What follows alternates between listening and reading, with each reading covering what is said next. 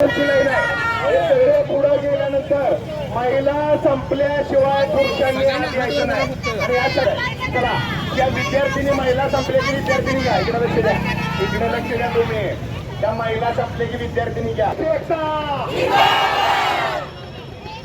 इकडे पुरुषांना बसणं द्यायला जेवणी शेकता जेवणी शेकता जेवणी शेकता.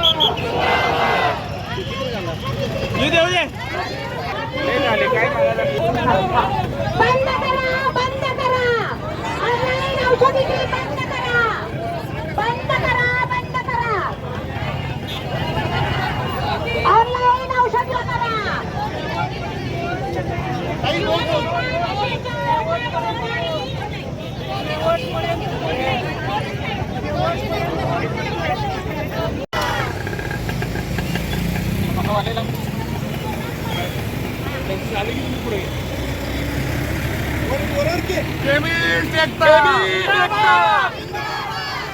बंद करा, बंद करा.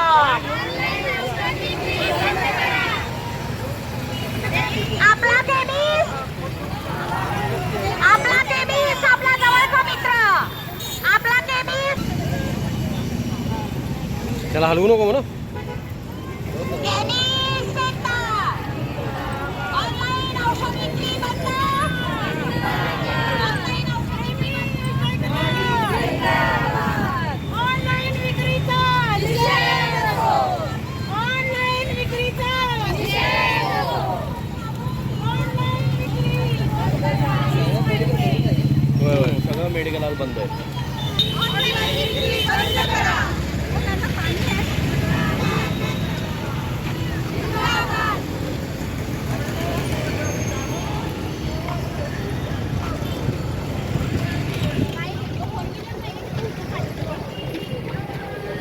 घेतलं.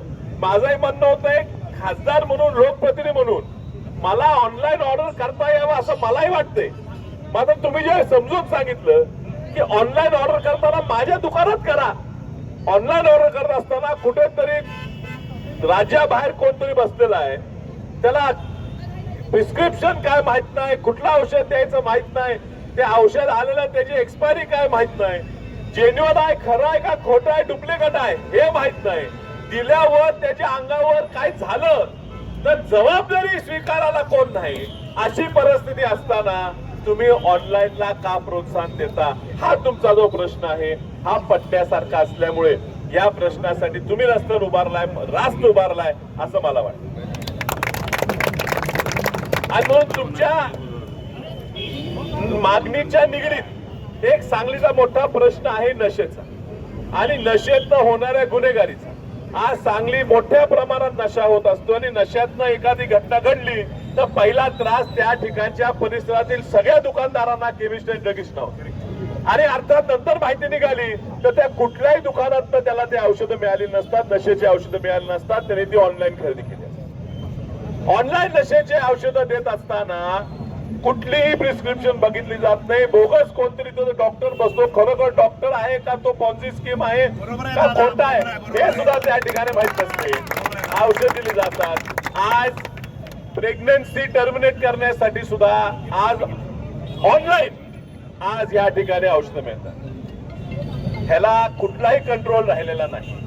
कुठल्या तरी औषध कंपन्या मोठ्या व्हाव्यात म्हणून आज असोसिएशनचं काहीतरी होईल, आज आमच्या दुकानाचं काहीतरी होईल, पण आज जर कंट्रोल केला नाही तर जनता कुठे जाणार, त्यांना खूप मोठं नुकसान होणार.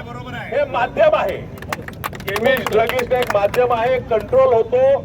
एखादा चुकून, आणि घडलेली घटना आहे, एखादा चुकून डॉक्टर सुद्धा औषध प्रिस्क्रिप्शन चुकून दिला, आपल्या ड्रगिस्ट आणि केमिस्टला आपली परिस्थिती माहित असते.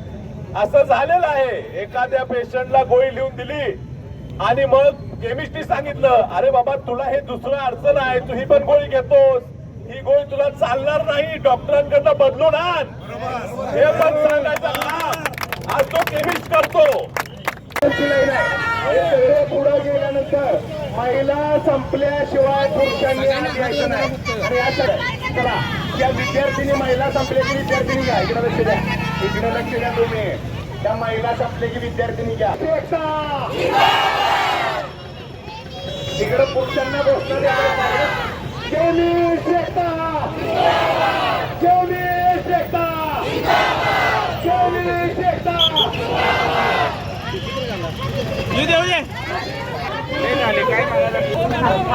बंद करा, बंद करा. ऑनलाईन औषध विक्री बंद करा. बंद करा, बंद करा. ऑनलाईन औषध करा.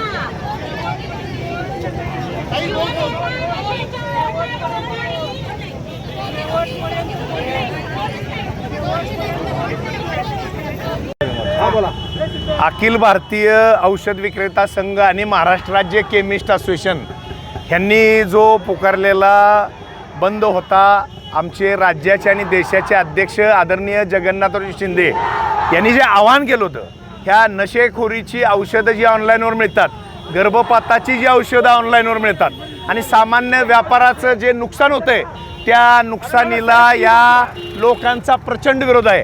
या सांगलीच्या मोर्चामध्ये हजारो महिला आणि हजारो पुरुष, जवळजवळ 4200 पेक्षा जास्त संख्येनं केमिस्ट समाज सांगलीच्या रस्त्यावर उतरलेला आहे. आता तरी किमान केंद्र शासनाने या गोष्टीची दखल घ्यावी आणि न्याय द्यावा, एवढीच कडकडीची विनंती आहे.